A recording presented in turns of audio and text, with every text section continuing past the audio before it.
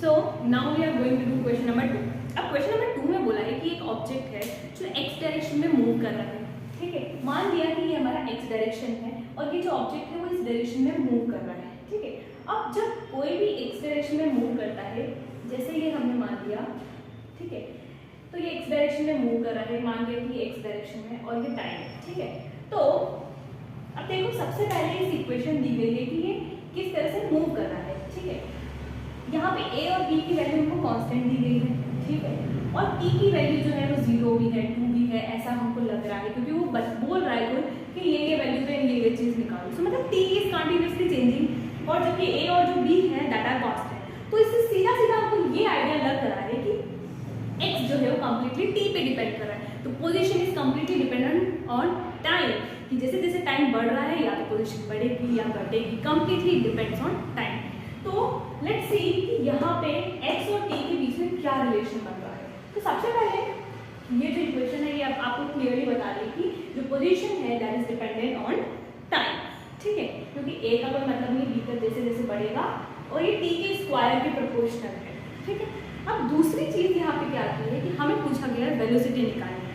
हमें दो वेलोसिटी निकालनी है, एक वेलोसिटी v1 निकालनी है किस टाइम पे, 0 सेकेंड पे, और दूसरी निकालनी है हमको v2 velocity time equal to 2 seconds.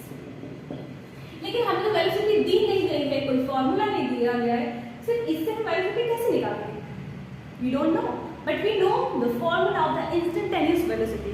The formula of instantaneous velocity हमें क्या बोलता है, वो हमें ये कहता है, फॉर्मूला ऑफ इंस्टेंटेनियस वेलोसिटी हमें बोलता है कि v is equals to dx upon dt। So that is differentiation of x upon differentiation of with. So v is equals to dx upon dt, so differentiation of with respect to t। ठीक है, अब non maths बच्चे और even maths वाले बच्चे भी थोड़ा सा होगा कि ये चल क्या है। ठीक है, what is differentiation and what is this d, okay, कैसे डिफरेंशिएट करना है। So just don't get, okay, मैं समझाती हूँ कैसे करना है। अब देखो यहाँ पे जब हम डिफरेंशिएशन करते हैं, ठीक है, इस तरह से किसी भी चीज़ का, तो यहाँ पे डिफरेंशिएशन किसका करना है हमको, सबसे पहले तो x की वैल्यू लिख दो, ब्रैकेट इस d के अंदर लिख दो। ठीक है, इस तरह से तो डिफरेंशिएशन करना है हमको इसका विद रिस्पेक्ट टू t। ठीक है, अब बहुत इजी है। ठीक है, जब हम किसी के रेस्पेक्ट में डिफरेंशिएशन करते हैं तो अगर उसके पास वो चीज़ नहीं होती है, मतलब वो अपने भाई को सपोर्ट करता है और जिसका वो मतलब जिसके पास वो नहीं होता उसके परिवार का मेंबर उसको हटा देता है। ठीक, अब सीधी सी यहाँ पे बात हो रही है कि क्या a के पास इसका भाई है, नहीं, t का कोई मेंबर है क्या a के पास, नहीं है, तो ये a को कंप्लीटली भूल जाएगा। ठीक है, और इसके पास एक और मेंबर है। ठीक है, लेकिन हम देखेंगे कि इसके पास t के पास जो है, ठीक है, लेकिन जब हम देखेंगे ये वाली टर्म bt स्क्वायर, ठीक है, इस bt स्क्वायर में जब हम देखेंगे तो हम देखते हैं कि इसके पास इसका भाई मेंबर है। ठीक है, तो ये इसके साथ जाएगा। ठीक, तो सबसे पहले जब हम a का डिफरेंशिएशन करते हैं, ठीक है, और दूसरा हम करते हैं डिफरेंशिएशन bt स्क्वायर का। ठीक है, तो a के पास कोई t नहीं है, ठीक है, तो ये हो जाएगा हमारा 0।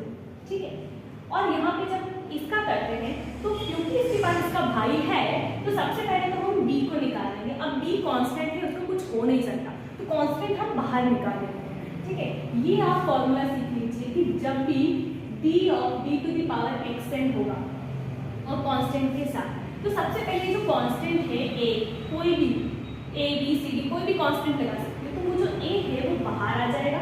ठीक है, और उसके बाद x से x का डिफरेंशिएशन, x से x to the power n का डिफरेंशिएशन, तो ये जो पावर है वो आगे आ जाएगी। ठीक है, और जो ओरिजिनल x है उसमें एक पावर कम हो जाएगी। So this is the formula for this. ठीक है, तो यहाँ पे हमने ये जब किया तो यहाँ पे a की जगह हमारे पास b कांस्टेंट है, तो b को हमने बाहर ले लिया। अब यहाँ पे x की पावर क्या है, दैट इज n। ओके, यहाँ पे हमारे पास पावर क्या है, 2, तो पावर को इसने आगे ले आया, हम भी पावर को आगे ले आएंगे। एंड देन जब हम x लिखेंगे, मतलब हम t लिखेंगे, तो हम यहाँ पे जो पावर है उसमें -1 रखेंगे। So 2 minus 1 will be 1, and we can skip this 1 also. So it comes like it is equals to 2bt. What do you think? So it is what? It is 2bt. Now अब हमको velocity की value मिल रही है, that is 2bt. So अब हम calculate easily कर सकते हैं कि v1 जब t की वैल्यू 0 है, ठीक है, 0 सेकेंड्स पे, तो 2b into what, t to the power t की वैल्यू 0 है, तो यहाँ पे v1 क्या हो जाएगा? 0 हो जाएगा. Velocity at time 0. अब हम बात करते हैं वेलोसिटी एट टाइम 2 सेकेंड्स की. जब हम बात करते हैं so it will come like, ठीक है, वेलोसिटी एट टाइम इसकी बात करते हैं तो 2 into b into 2 time is 2 and that equals to 0. Sorry, ठीक है. सो 2 इंटू b और टाइम कितना है यहाँ पे 2 है, ये वाला फॉर्मूला के अकॉर्डिंग वैल्यूज रखी, and that is 2 to the 4 and that is b, और b की वैल्यू हमको दे रखी है, that is 2.5. so it just comes like what, 10 meter per second, 0 meter per second.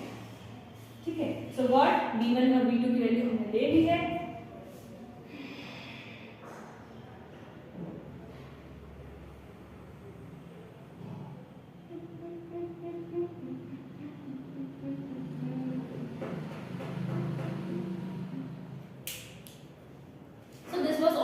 Instantaneous velocity जब टाइम 0 था और जब टाइम 2 था. अब हम देखेंगे एवरेज वेलोसिटी कैसे निकालते हैं.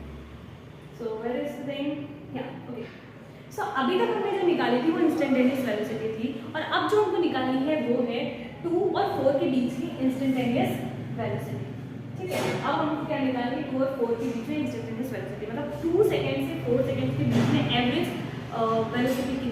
सो अभी तक हमने निकाली थी इंस्टेंटेनियस वेलोसिटी, ठीक है, दैट इज पर्टिकुलर टाइम पे हमने निकाली थी.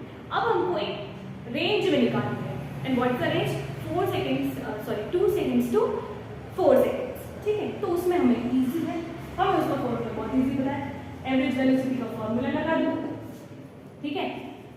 फाइनल पोजीशन, इसमें तो बिल्कुल इजी है, final position minus initial position, ठीक है, upon total time taken, that is total time. ठीक है.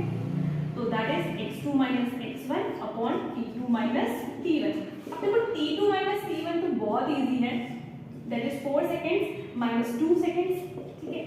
और जो x2 है, x2 के टाइम पे क्या हो जाएगा, a प्लस b. ठीक है. और x2 क्या है, 4, t इज इक्वल्स टू 4 पे position of x, so that will be 4 square. तो ये है x2 की वैल्यू. इसी तरह से x1 की वैल्यू क्या हो जाएगी, a प्लस b, और क्योंकि हमें निकालना है, हमें क्या निकालना है, x at the time 4 second और x at the time 2 seconds. तो ये चीज़ हमें निकालनी है पोजीशन.